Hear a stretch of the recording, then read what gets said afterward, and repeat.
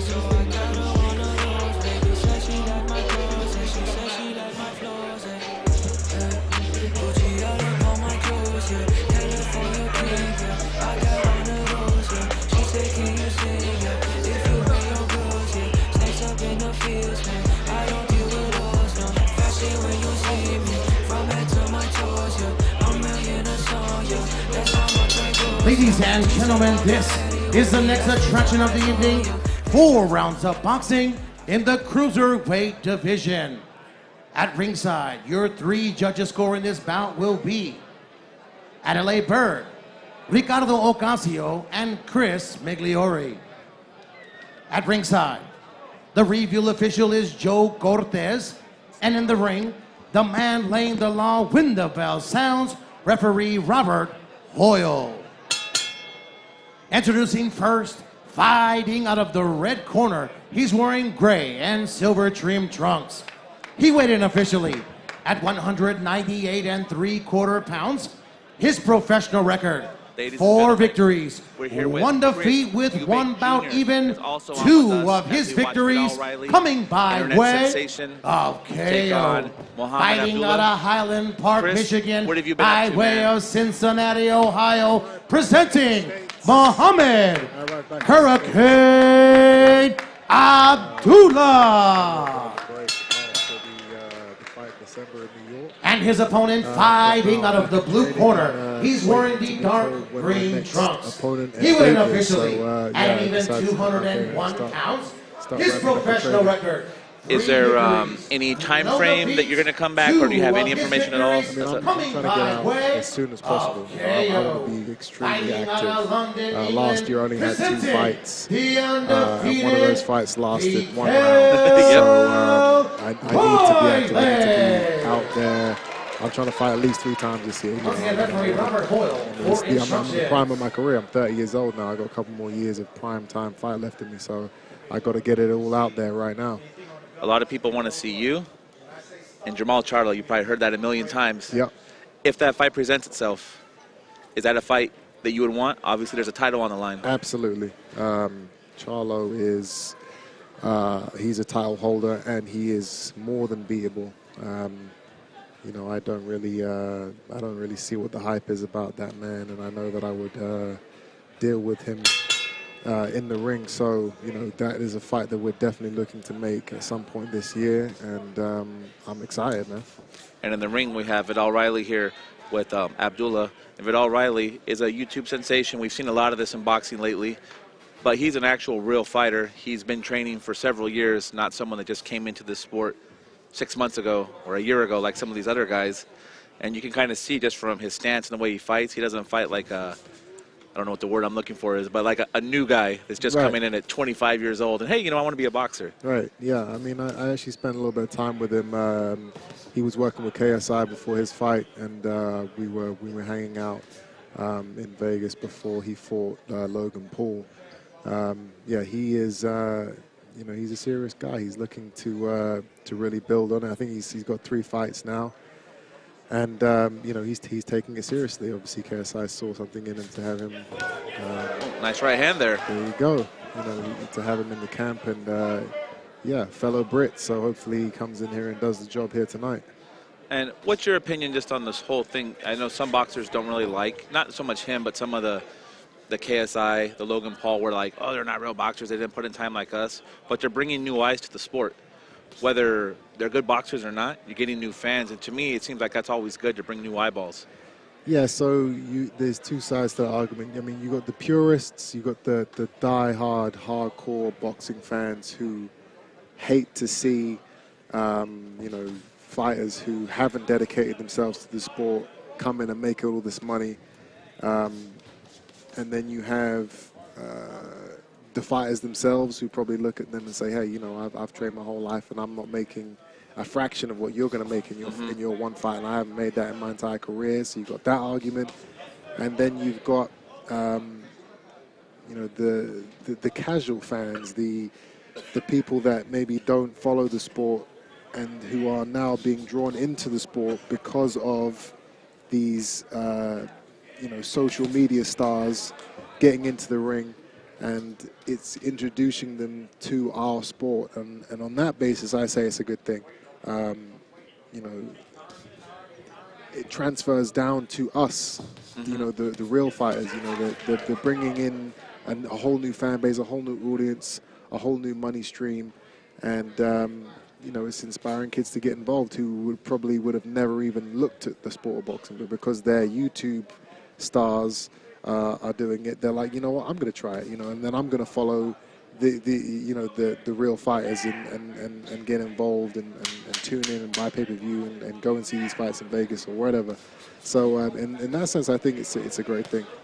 We're on here with world champion Chris Eubank. For all the fans tuning in on the live stream, and you saw in this round, Viddal Riley landed some nice shots. It's only his 4th professional fight. His opponent is 4-1-1, so he's not just in there with, as they say, a tomato can guy with 5 wins and 20 losses. Right. How far do you see someone like him going in the cruiserweight division?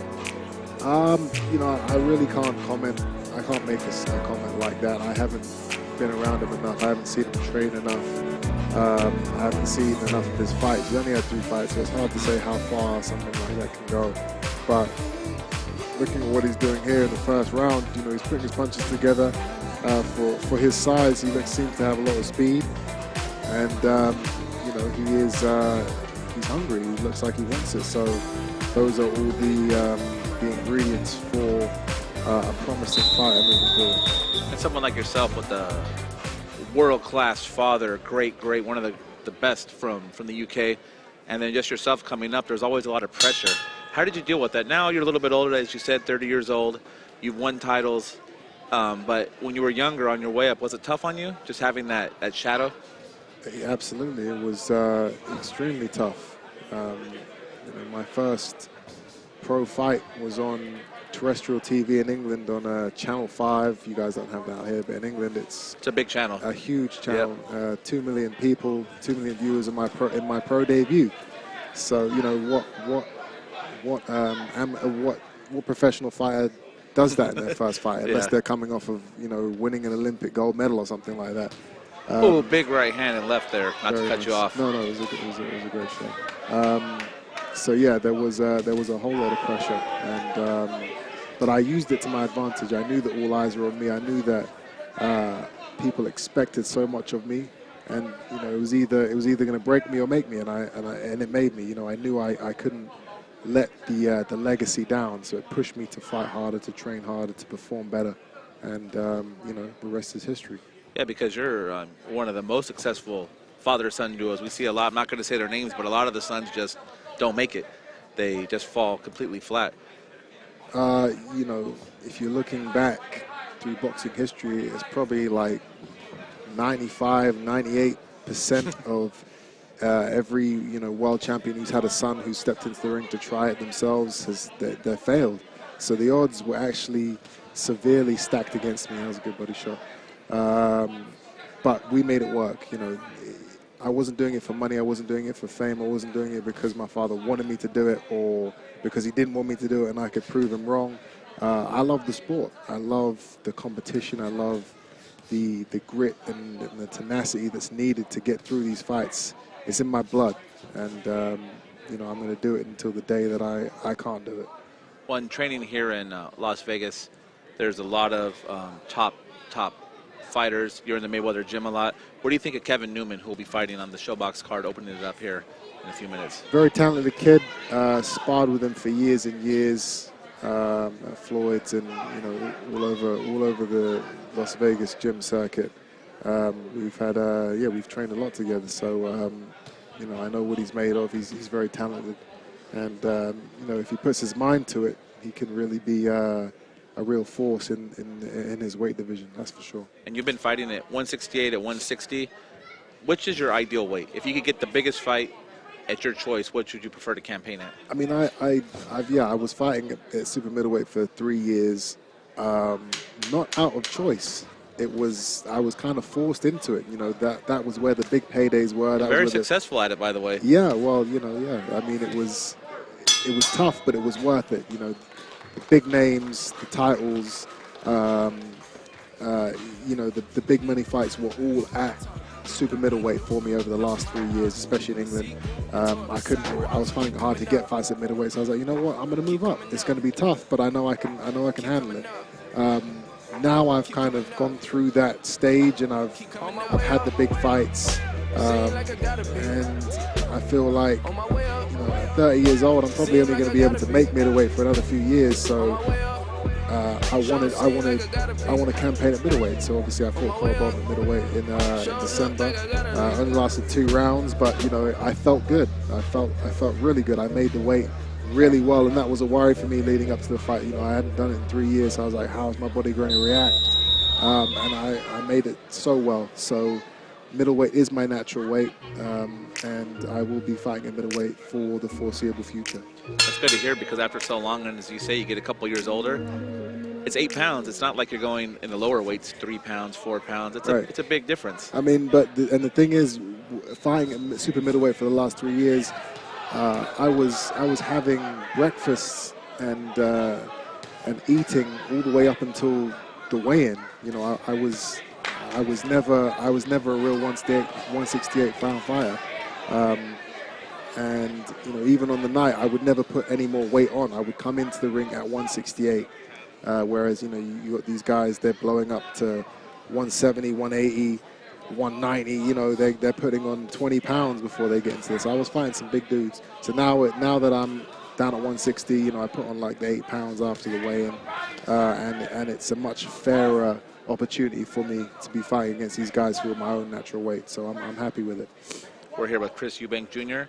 We have Viddal Riley taking on Muhammad Abdullah here in a cruiserweight bout, and it looks like so far Viddal is having his way pretty much every round. Yeah, he's dominating, moving forward. He's the more active fighter, more aggressive, throwing more combinations, a lot of good body shots, which is very impressive for a fighter who hasn't had, you know, the amount of fights that.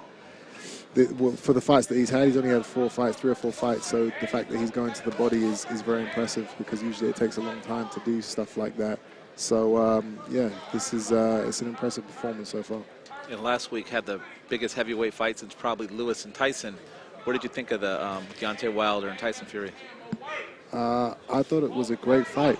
It was unexpected, that's for sure. I did not see it going that way. Obviously, as a fighter, people always ask me, you know, who's going to win? I want to bet on, you know, I want to put some money on who you think is going to win. And I'm not going to lie, I was telling people I thought that Wilder would do it.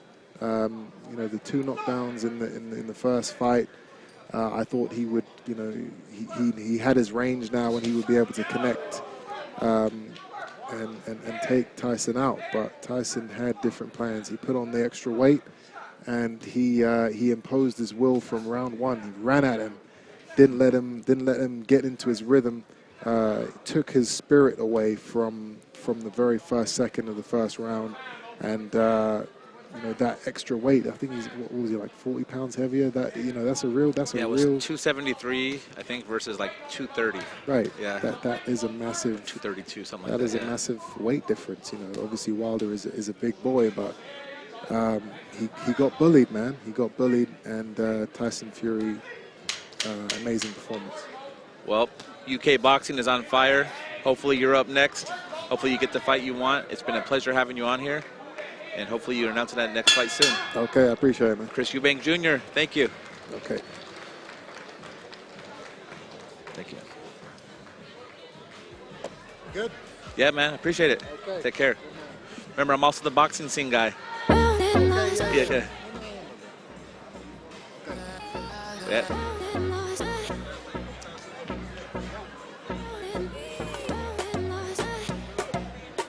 It might be easier to go that way. Yeah. There's a door right over there. You can go out right there.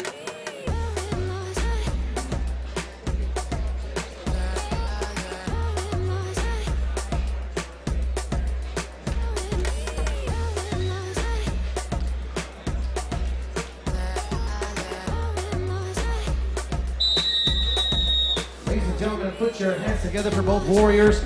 This is the 4th and final round.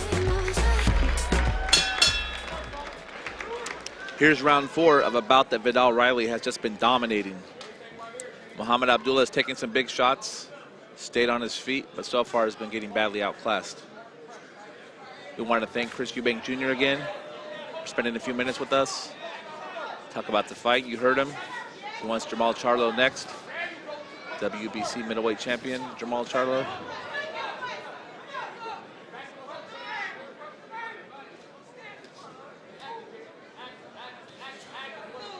This is the fourth and final round. We're here at Samstown Live, Mayweather Promotions.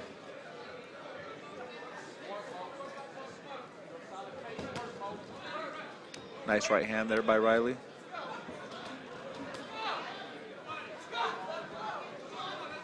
You see for the cruiserweight division, Riley's very fast. Nice combination punch there.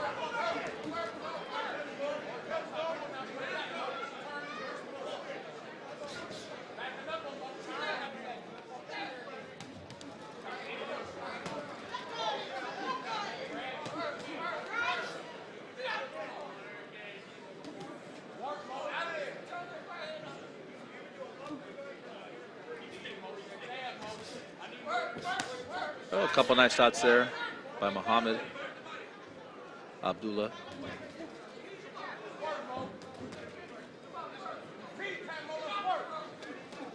Viddal Riley goes to the body.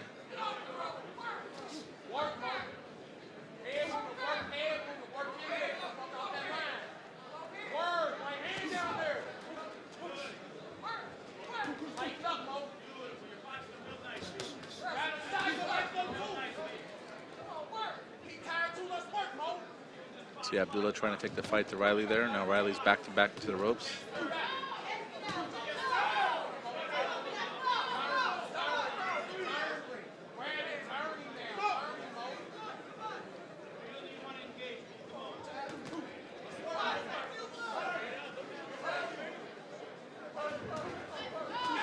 Nice left hand there from Riley. But Abdullah's unfazed and comes forward and landed a couple of his own.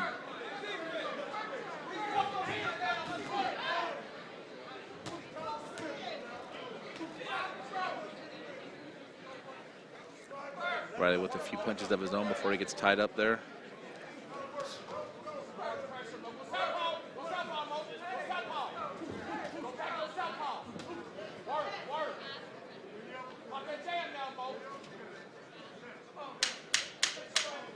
There's a 10-second bell.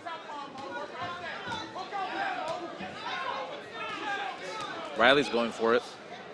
And that's it, fight's over.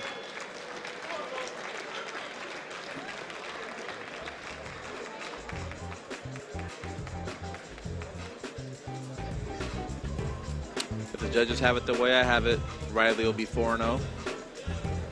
As we wait for Ramblin' Ralph to give us the particulars. Up next, Ladarius Memphis Miller taking on Marcos Jimenez.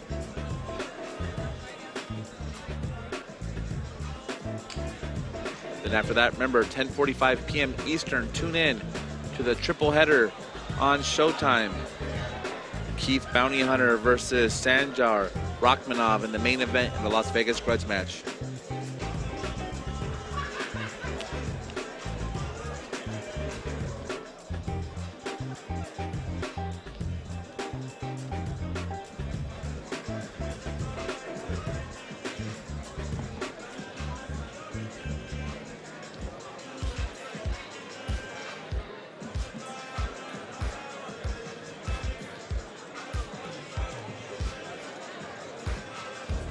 On March 8th, we have the Floyd Mayweather Jr. Foundation's 5th Fight for Fitness. Takes place at Sunset Park on the east side of Las Vegas.